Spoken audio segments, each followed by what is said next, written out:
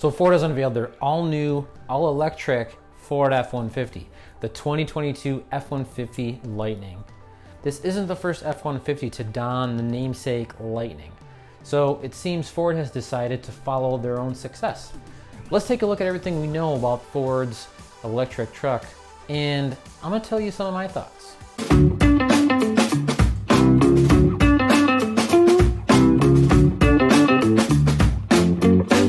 Hey, what's up? It's Andrew. You know I'm all about that technology, and let's be honest, electric cars are super interesting. Even more interesting though is electric trucks. That's why I still have my CyberTruck reservation, but maybe this truck will change that. If we're meeting for the first time, awesome. Welcome to the channel. Consider subscribing, as I'm always talking about tech and releasing a new video every week. So yeah, I put down a CyberTruck reservation. Maybe you did too, because, well, Tesla disrupted the car world with some great innovations, and come on, an electric truck would be pretty badass. But can we acknowledge how huge an electric F-150 could be? I know Tesla is all the rage, but according to Edmunds.com and a lot of other sources, the F-150 has been the best-selling vehicle for over 4 years in the US. The best-selling vehicle, not just truck. Now that doesn't instantly make it the front runner to become the best-selling electric vehicle once it does go on sale. Some truck buyers have specific needs, and there is an ever-expanding selection of electronic vehicles already available, including the most popular from Tesla and even Ford's own Mustang Mach-E.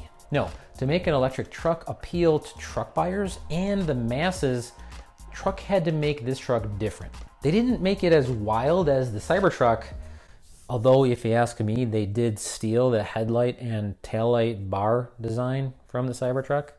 No, instead they used a tried and true design with some design updates and added some very cool innovations of their own. First, let's highlight some of the biggest pros of this thing. Most obviously, it's probably the design. I say this, well, because it looks like an F-150. Because, well, I think that was the point. It doesn't need to look like a spaceship or have some stupid looking wheels to be different. It looks like the best-selling vehicle for the past 40 years. And again, that's a good thing. It does say Lightning, but that's a bit more subtle, and I'll get to that in a minute. Second, and more obviously, if you've looked into this thing at all, is the price. Starting at just shy of $40K, this isn't a huge price bump from the existing internal combustion engine F-150s. That's a good start. But I bet when you include the trim level you want and get all the optional features and upgrades, you'll be driving that price up pretty quickly. But still, that's a pretty good starting point. Now, how about that name? Now, if recent history will show you, marketing an electric vehicle most of the time came with the requirement of either naming it something so wild that it stuck out by name alone, or had to be so obviously tied to the fact that this thing was electric. Some examples: how about the Chevy Volt, the Chevy Bolt, Nissan Leaf, which is just kind of weird, and the Audi e-tron, just to name a few. This has been kind of a paradox for me. I mean, I get the need to stand out or highlight the vehicle's main feature through its namesake, but that could also make the thing less attractive. I've always thought it would be easy for people to adopt electric vehicles if they were treated like every other car, not made out to be something super special. Then again, I'm not in marketing, so what the hell am I even talking about? The good news about this truck, they did not name it the F-150 Mach-E, because what the fuck does that even mean? But Andrew, it is called the F-150 Lightning, and the Lightning is an obvious connotation towards the fact that this thing is electric. That's a very astute observation, other Andrew. But here's the difference. The F-150 Lightning isn't new. In fact, this will be the third F-150 Lightning for Ford. We saw these back in the mid-90s, and then again at the end of the decade with a very limited production run. In those situations, the Lightning was the badge given to the F-150 performance version, and it seemed to be pretty popular. And given those previous two generations of Lightning's success and its obvious electrical connection, this name ends up making a whole lot of sense. Now that's great. A lot of talk about a name, but remember, the F-150 is the best-selling vehicle in the US 40 years running. That is likely going to help push this new Lightning out the door. All right already, so it's a truck. How many horses and torques do I get? Of course, you know it has the torques and available immediately because electric motor. But it's also fast. The F-150 Lightning targets 563 horses and 775 torques, and apparently that is more than any other F-150 ever, which I was pretty surprised to read. And with the 0 to 60 time in the mid 4-second range when equipped with the extended range battery. Any truck owner might tell you otherwise, but this is a truck. That acceleration figure is not important. But it is impressive given that this truck is targeted to weigh somewhere in the 6,500 pound range. 0 to 60 in 4 seconds for a 6,500 pound truck. Also, because it's electric, it comes with a host of cool new innovations. We can start with that mega power frunk. That's what Ford calls it, or the front trunk. This is not a new innovation, but it is really cool. We have seen this on rear engine vehicles and even all of the other electric vehicles out on the market already. Obviously, this truck doesn't need that space up front to house an engine. So while trying to maintain the F-150 brand and styling, what else can you do with all that space? How about provide 14 cubic feet of lockable cargo space that also has onboard 120 volt outlets so you can plug in all your power tools. Or, as Ford likes to point out, apparently you can fit 2 full-size golf bags. How about in the back, where they added onboard scales to measure your payload?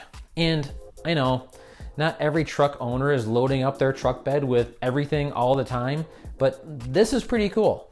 The onboard scales measure the payload not only just to tell you how much is in there, but also to more accurately calculate the vehicle's range. Obviously, how much weight you've loaded and how much you may be hauling will impact your range, and the F-150's computer will do its best to estimate your battery's range given these factors. Speaking of payload and towing, Ford claims the F-150 Lightning will have a payload capacity of 2,000 pounds and tow a maximum of 10,000 pounds depending on trim level. I mentioned those 120 volt outlets available in the Frunk, and this thing is jam-packed with them. And Ford even claims the availability of a total of 9.6 kilowatts of power, a combination of the availability of up to 2.4 kilowatts available through the Frunk and up to 7.2 kilowatts available in the outlets in the cab and the bed. The range, of course, is one of the most important specs an EV has, and Ford claims that this will get 230 miles on the standard battery and offers an extended range option to bump that up to about 300 miles. Figures pretty much in line with most other EVs out there. Now, the best feature of all, Ford backup power. Essentially, if the truck is plugged into your home to charge using Ford's 80 amp charging station and you lose power, it can power your house for an estimated 3 to 10 days. That is insane. I remember when the CyberTruck first came out, one of my first reactions was, why can't these things have the ability to be the battery backup for my home? Well, here it is, and it's nuts. 3 days, let alone 10. In my opinion, this adds a ton of value to this truck. This feature right there is probably why I am canceling my CyberTruck reservation and reserving an F-150 Lightning. It's really killing 2 birds with a single stone, at least for me, and maybe for others out there too. Now, I was gonna rattle off a list of cons about this truck, to be fair, and to be honest, the best I could come up with from what we know, the price. I mentioned as a pro, but the price can be seen as a negative too.